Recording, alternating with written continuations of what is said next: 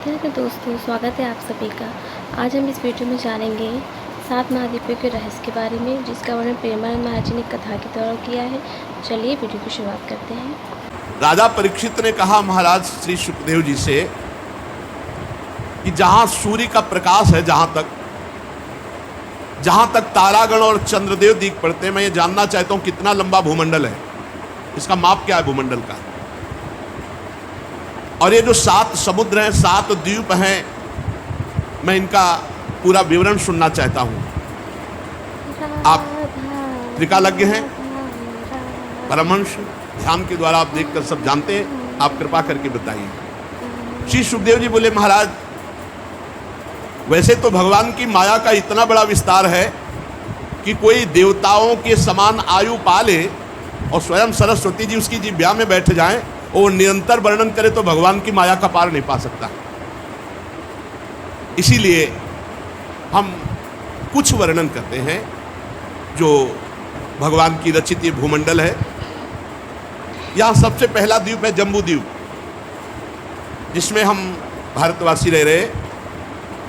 ये भूमंडल रूप जितना भूमंडल है, इसमें 7 द्वीप हैं। उनका ये भीतरी कोश है जम्बू द्वीप। ये 1,00,000 योजन गोलाकार है जम्बू द्वीप। जम्बू द्वीप गोलाकार है और 1,00,000 योजन का है।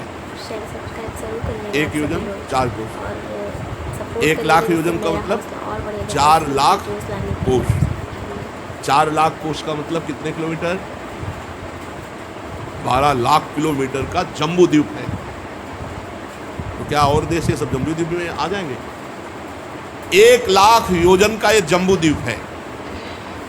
हाँ, इसमें 9,000 योजन विस्तार वाले 9 वर्ष है, 9 देशों में बटा हुआ है। 8 पर्वत हैं। इसमें बीचों बीच इलाव्रत नाम का 10वां वर्ष है। इसके मध्य में सुमेरु पर्वत है, जो पूरा का पूरा सोने का है। ये ऐसी जगह होगा जहाँ दैवी शक्ति सिद्ध पुरुष जा सकते हैं या देवता। ये ऊपर से नीचे तक सबका सब स्वर्ण का है। 1,00,000 योजन चौड़ा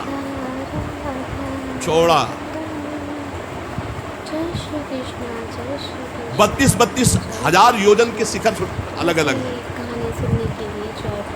16 हजार योजन की छोटी छोटी खंड है। इसमें 1,00,000 योजन भूमि के नीचे घुसा हुआ है। 84,000 योजन मेरु का शिखर है। नील पर्वत, श्वेत पर्वत, श्रृंगवान पर्वत, ये 3 पर्वत रम्यक, हिरण्मय, कुरु नाम के वर्षों की सीमा बांधते हैं। और ये खारे समुद्र के पास है, खारे समुद्र के समीप, मतलब जम्बू द्वीप में ही है, क्योंकि जम्बू द्वीप में ही खारा समुद्र है। और इन पर्वतों की चौड़ाई 2-2 हजार योजन, और ये सब रत्नों से जटित हैं। नील पर्वत, श्वेत पर्वत, श्रृंगवान पर्वत, अरे रत्न गर्भा भूमि है। इलावर्त के दक्षिण की ओर एक के एक बाद निषद पर्वत, हेमकूट और हिमालय नाम के 3 पर्वत हैं। नीलादि पर्वतों के समान ये पूर्व और पश्चिम की ओर फैले हुए हैं। 10,000 योजन का हिमालय है। 10,000 योजन का हिमालय ऊंचा है। 10,000 योजन 40,000 किलो, 1,00,000 हिमालय। हरिवर्ष किम पुरुष, ये भारतवर्ष की सीमाओं के आसपास है। पहले नाम होगा, पता नहीं क्या नाम है इस समय। भारत की सीमा के आसपास, अब पता नहीं उस समय भारत की सीमा कहाँ तक थी। इलाव्रत के पूर्व और पश्चिम की ओर नील पर्वत, दक्षिण में निषद पर्वत और गंधमादन और माल्यवान नाम के पर्वत विराजमान है। इनकी चर्चा तो महाभारत में आती है पर्वतों की। भाद्रास, केतुमाल नाम के 2 वर्षों की सीमा को निश्चित करते हैं। मंदार, मेरुमंदर, सुपार्श, कुमुद, ये 4 पर्वत 10-10 हजार योजन ऊंचे हैं। और मेरु पर्वत की आधारभूता धुनियों के समान ये आसपास है। इनमें 4 पेड़ हैं, आम, जामुन, कदम और बरके। मंदर, मेरुमंदर, सुपार्श और कुमुद, इन चारों पर्वत में एक एक पेड़ है, एक आम का, एक जामुन का, एक कदम्ब का और एक बड़ का। और कितना बड़ा पेड़, 1100 योजन ऊंचा आम का पेड़, 1100 योजन, एक योजन को मतलब 4 फुट, तो 4400 पेड़ है। एक आम का पेड़ है, एक जामुन का पेड़, एक कदम्ब का है और एक बरगद का है। और प्रत्येक पेड़ की ऊंचाई 1100 योजन ऊंचा। 1100 तो 4400 नहीं, 1100 तो 4400 और 4400 के किलोमीटर अगर गिने जाए,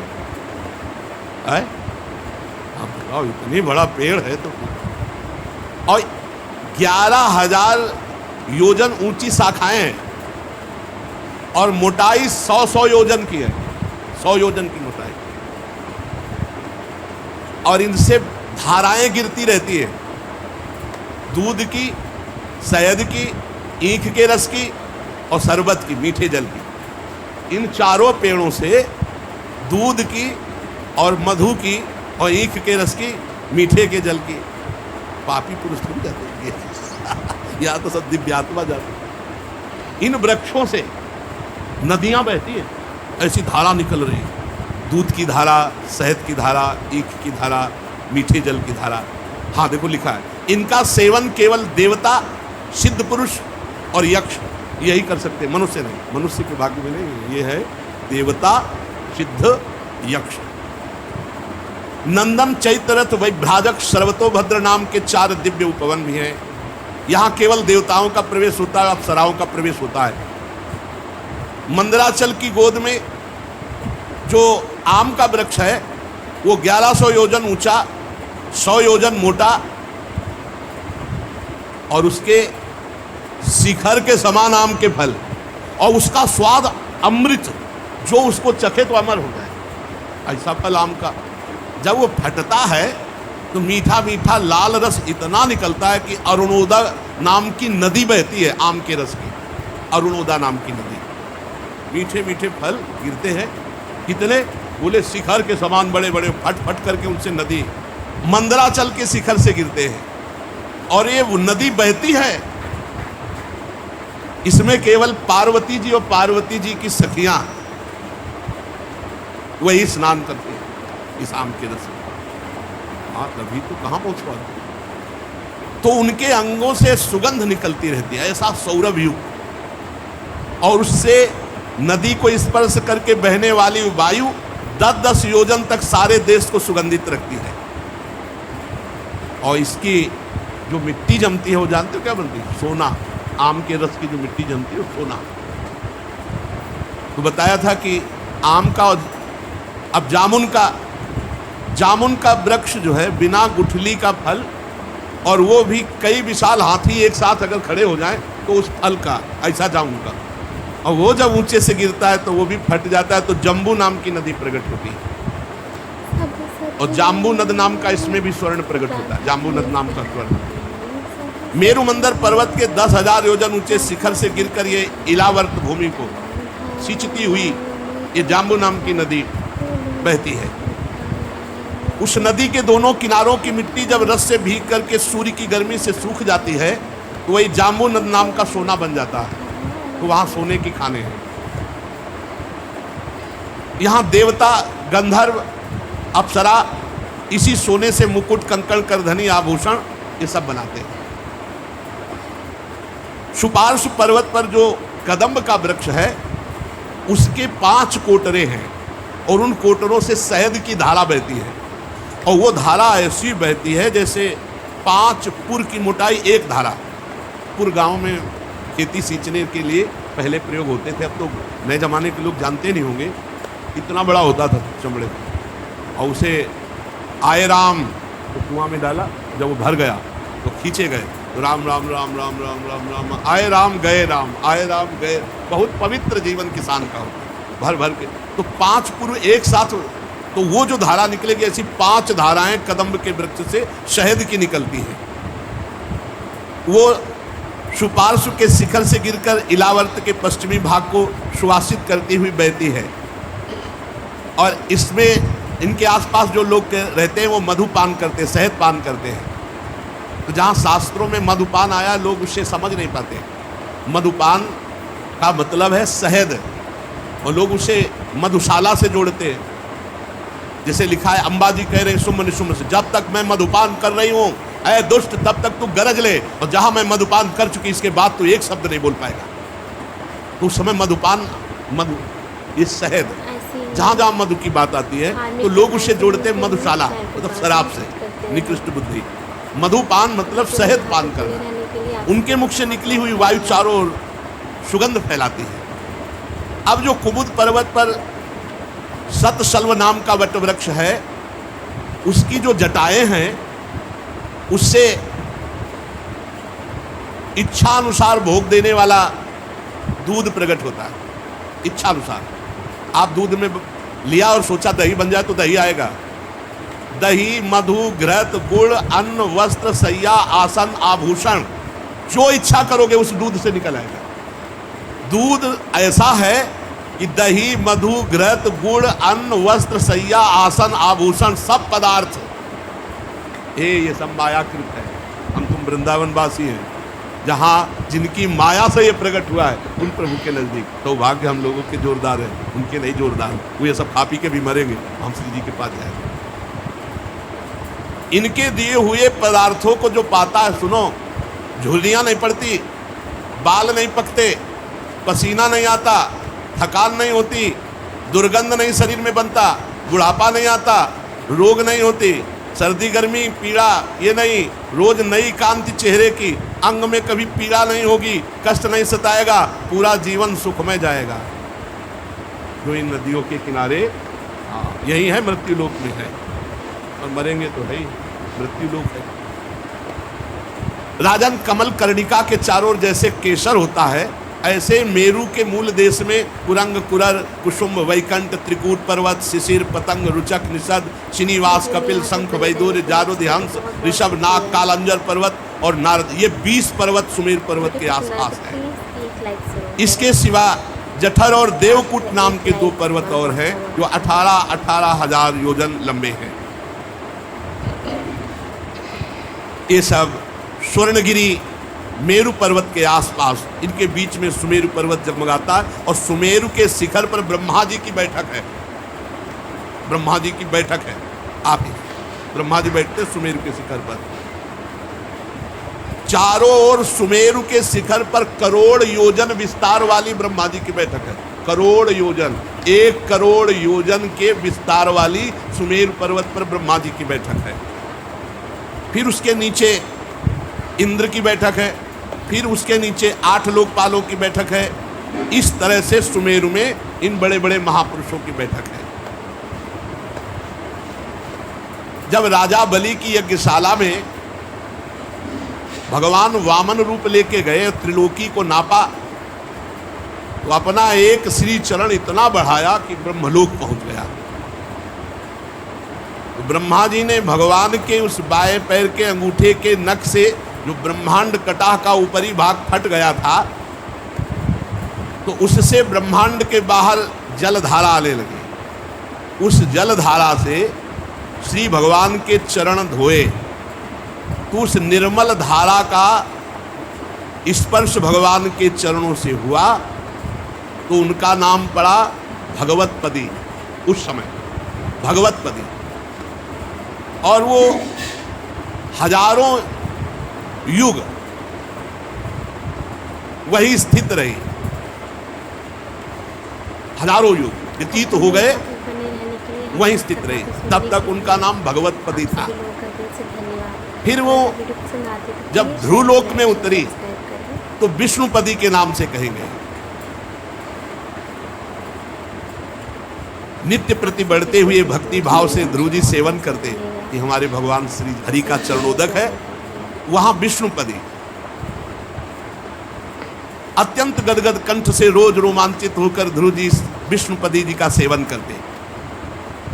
आत्मनिष्ठ सप्त ऋषिगण ध्रुव जी की परिक्रमा लगाते हैं। और अपनी तपस्या की सिद्धि मानकर आदरपूर्वक जटाजूट सहित इन्हीं विष्णुपदी में स्नान करते हैं। निष्काम हृदय, भगवान की प्रेम भक्ति बढ़ाने वाली, वैराग्य सुदृढ़ करने वाली, आत्मज्ञान प्रदान करने वाली ये विष्णुपदी जी। वहां से करोड़ों विमानों को तितर वितर करती हुई, चंद्रमंडल को आप्लावित करती हुई मेरु के शिखर पर जब ब्रह्मा जी की पुरी में आई तब उनका नाम गंगा हुआ। पहले भगवतपदी, फिर विष्णुपदी, और फिर जब ब्रह्मलोक में आई तब गंगा हुआ। और ये 4 भागों में विभक्त हो गई। सीता, अलकनंदा, चक्षु और भद्रा, गंगा जी 4 नामों से ब्रह्मलोक में विभक्त हो गई। सीता नदी, अलकनंदा नदी, चक्षु नदी और भद्रा नदी 4 दिशाओं में बहने लगी। सीता ब्रह्मपुरी से गिरकर केसराचलों के सर्वोच्च शिखरों पर होकर नीचे की ओर बहती हुई गंधमादन के शिखरों पर गिरती हुई भद्रास वर्ष को प्लावित करती हुई खारे समुद्र में जा मिली। इसी प्रकार चक्षु माल्यवान के शिखर पर पहुंचकर वहां से बेरोक टोक केतमाल वर्ष में बहती हुई पश्चिम में जाकर समुद्र में जा मिली। मेरु पर्वत के शिखर पर उत्तर की ओर गिरती हुई पर्वत से दूसरे पर्वत पर जाती हुई श्रृंगवान शिखर से गिरकर उत्तर प्रदेश में उत्तर के समुद्र में जाकर के भद्रा जी मिल गई। अलकनंदा जी ब्रह्मपुरी से दक्षिण की ओर गिरकर गिर शिखरों को लांघती हुई हेमकूट पर्वत पर पहुंची और वहां हिमालय के शिखर पर विराजमान हुई। भारतवर्ष में प्रवाहित होती हुई फिर जाकर के मिली। जो भारतवर्ष में प्रवाहित हुई गंगा जी, इनके स्नान मात्र से अज्ञान का नाश, पाप का नाश होकर और एक एक गोते में अश्वमेध यज्ञ, राजस्व यज्ञ का फल प्राप्त होता है। भारतवर्ष सबसे श्रेष्ठ इसीलिए कर्म भूमि है क्योंकि जहां गंगा जी प्रवाहित हो रही है। 8 वर्ष तो स्वर्गवासी पुरुषों के बचे हुए भोग भूमि है, केवल भारतवर्ष ही कर्म भूमि है। जो और वर्ष है ये भोग भूमि है, केवल भारतवर्ष कर्म भूमि है। देवतुल्य मनुष्य भोग केवल भोग रहे हैं अन्य देशों में, यहाँ केवल कर्म भूमि, इसलिए भारत महान। गंगा जी कहानी के पीछे ब्रह्मलोक से भगीरथ जी की पावन तपस्या के द्वारा भूतल पर आए। अगर भगीरथ जी तपस्या ना करते तो गंगा जी ब्रह्मलोक में ही स्थित रहती। उन्हीं की भारी तपस्या से भगवान महादेव जी ने प्रसन्न होकर अपनी जटाओं में रोका और जटाओं से फिर गंगा जी हमारे इस भारत देश में प्रवाहित हुई।